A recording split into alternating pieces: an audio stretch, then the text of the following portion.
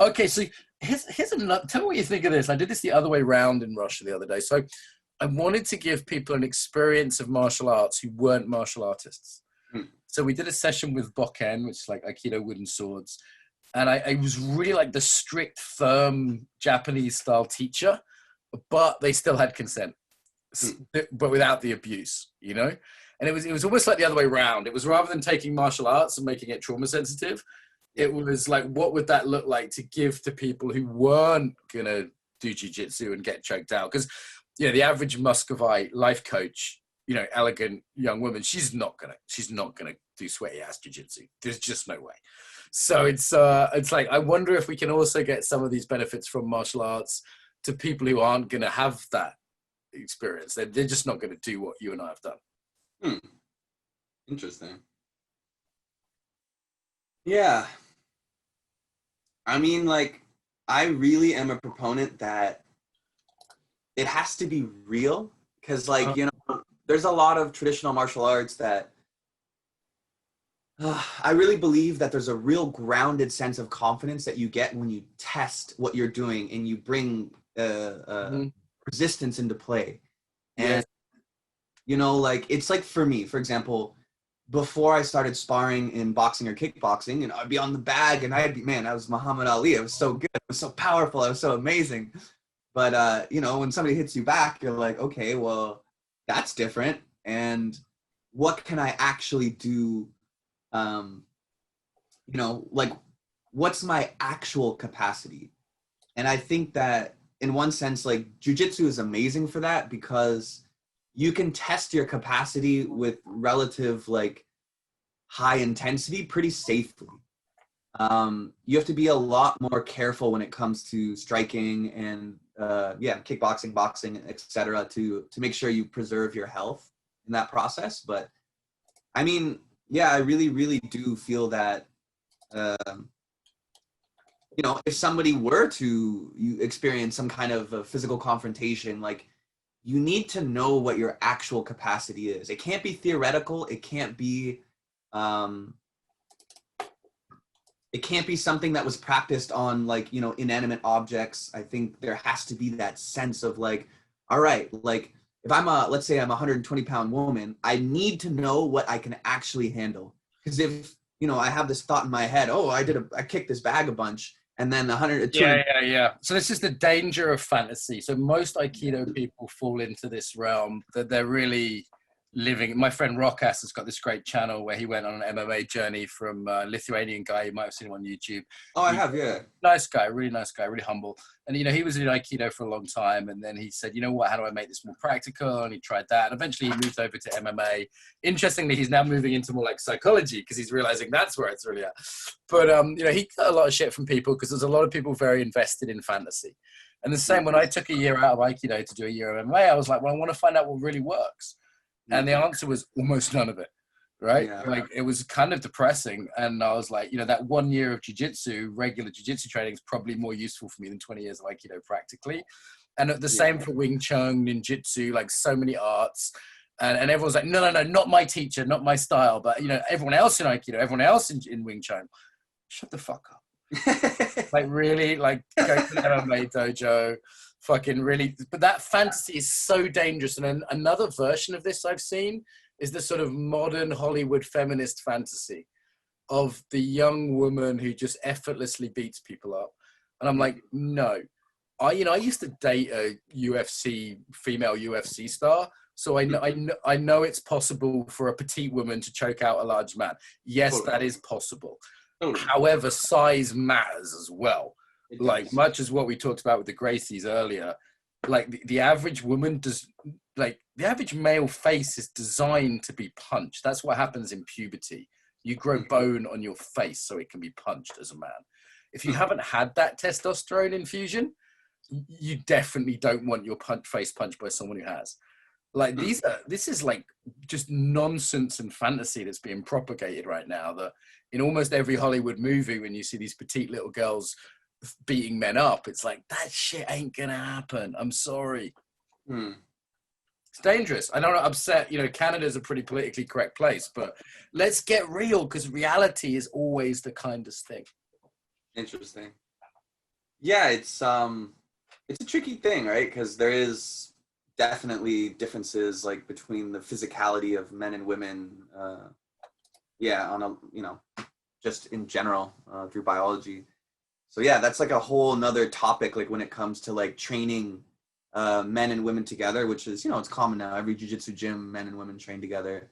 But I think that it's something that should be taken into account. It's like in general, the way that I like to see training is like the person who has greater size, power, experience, like the person with less of those things gets to kind of dictate the pace. And Right. That's nice. You as the more experienced person, like you meet them where they're at, and you find a way to work within that range. And yeah, like you said, like it's important that people have a real understanding of reality. Like just to play devil's advocate for shits, Shevchenko, the UFC, I think she's 135. She came into an MMA gym here in Toronto before a fight, and they had some 145 males who like they wanted to line them up for her to kind of practice on before. Yeah. And, they're amateur fighters. They're not professional fighters. So they're, if you would have took a 145-pound professional fighter, I'm sure it's a completely different story. But even these guys, 145 pounds, they were like, I don't want anything to do with that, Yeah, it's just to date a UFC fighter. I've been choked out. She used to flip me in bed sometimes just for fun, But it was seriously emasculating. But it was it is possible that skill can have a factor and attitude and all the rest of it. But I just feel like a really unrealistic picture is being given by Hollywood right now, and that is dangerous. Yeah. I guess I don't know the Hollywood kind of whatever it is being portrayed, but I just think that, I mean, the more that you test yourself, the more you find out what your capacity is, and if you can do it safely, I think you can build a really strong, embodied, grounded, integrated sense of confidence. That's kind of my Great. Anything else you'd add on, like, if there's people out there who are martial arts teachers, or maybe their kids go to a martial arts class and they want to pass this on to their kids' jiu-jitsu teacher or whatever, like anything else, what would be your advice for bringing some of this trauma sensitivity into a class? Well, I think it kind of goes back to what you were saying around, like, what about these people who they're not going to get all sweaty and do jiu-jitsu or whatever else? Like, the foundations of martial arts are self-defense. So start there, start with like, okay, I want to learn how to defend myself better. Situational awareness, using your voice, like I work with some people who, through their own traumas, like their ability to say no was taken away from them. So yeah. I mimic a scenario where I'm an attacker and I come up with this aggressive energy, the voice doesn't even come out.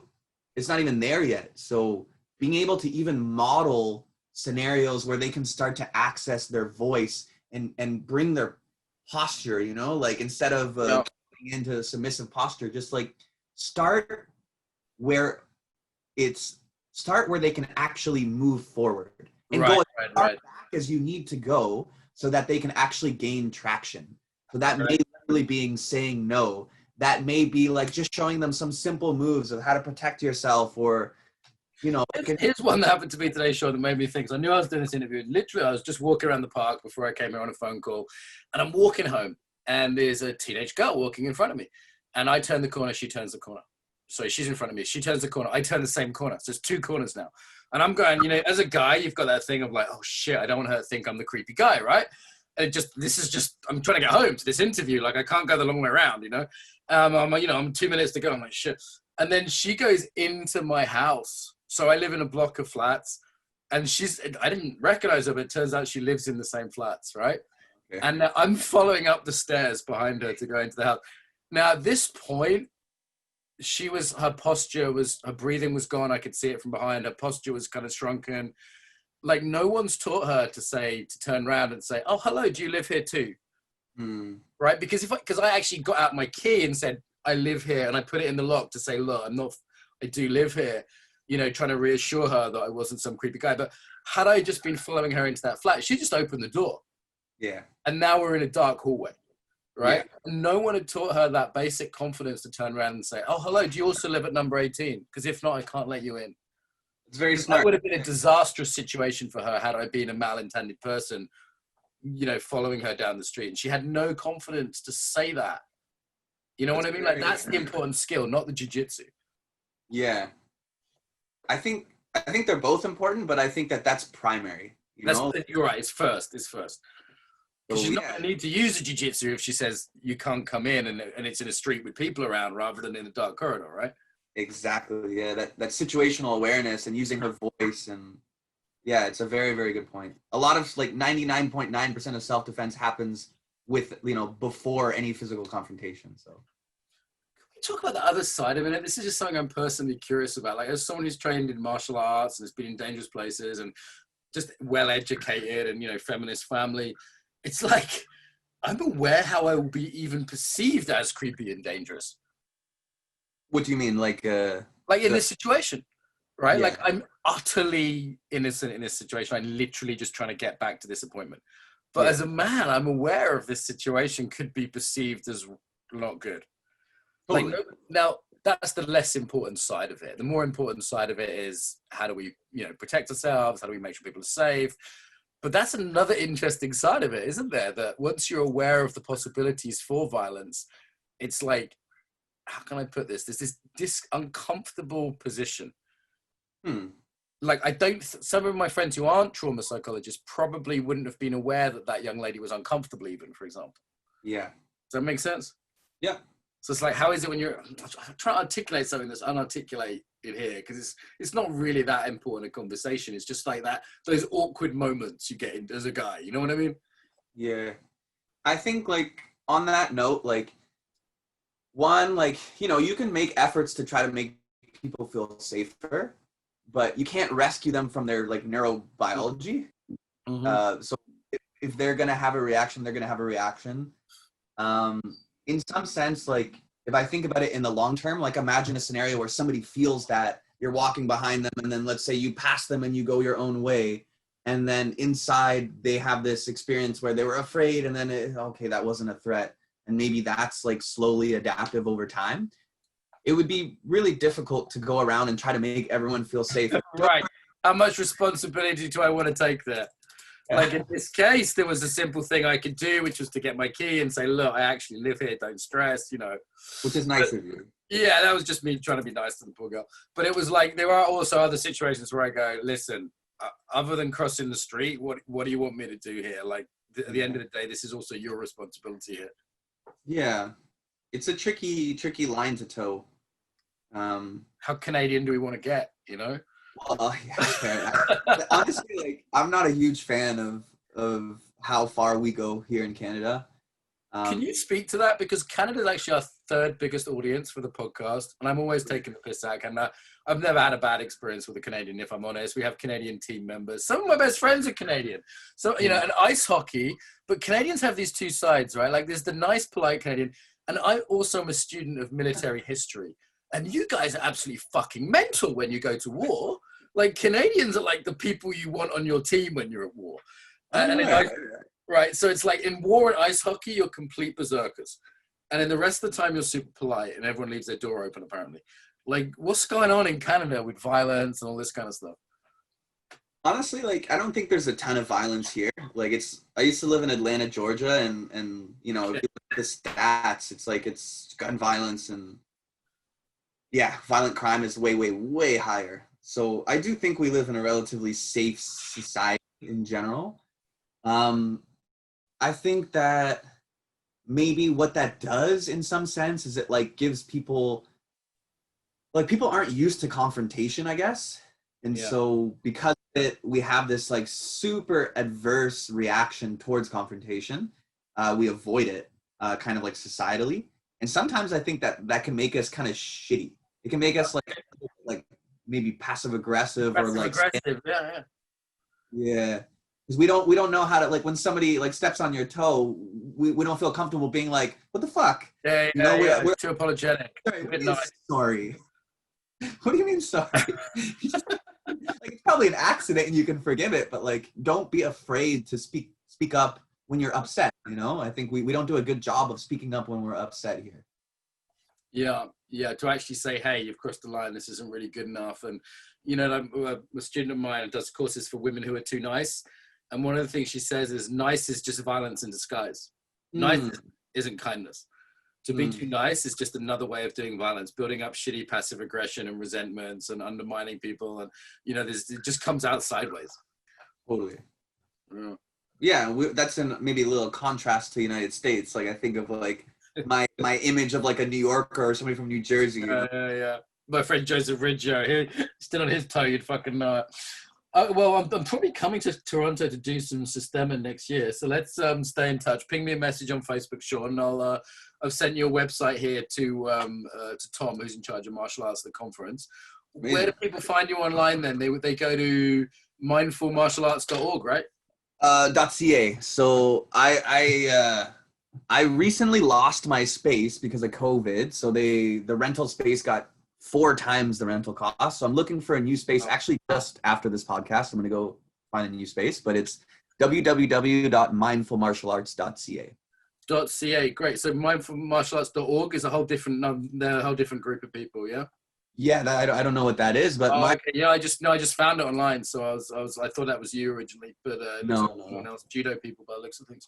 Okay, cool. So mindfulmartialarts.ca, and anything else people should be looking up? Any resources you want to shout out to people? So yeah, I mean, add me on Facebook, Shawn Desjardins, like the bank in Canada, if you don't know how to spell it.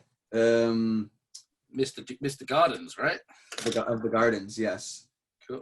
What else? I think that like if you can get tapped into any kind of like trauma resources or like any books associated with trauma, window of tolerance, sensory motor, somatic experiencing, you know, coming from the martial arts side, if you're interested in trauma, I think that would be great.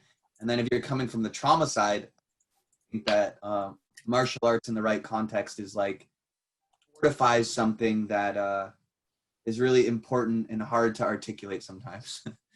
Great. I want to point listeners to the episodes with Georgina Very from Australia, Paul Linden from Ohio. He's got lots of resources on martial arts and trauma, particularly Aikido, and Rosie Sexton, who we had on, who's you know, she's done a lot of stuff in this area. So all 3 of those episodes would be related to this one. Okay, Shawn. So it was a pleasure. I really enjoyed this. Thanks so much, man. Yeah, I need to go, but this was fun, and yeah, keep in touch. Good to talk. Sounds good. Thank you so much.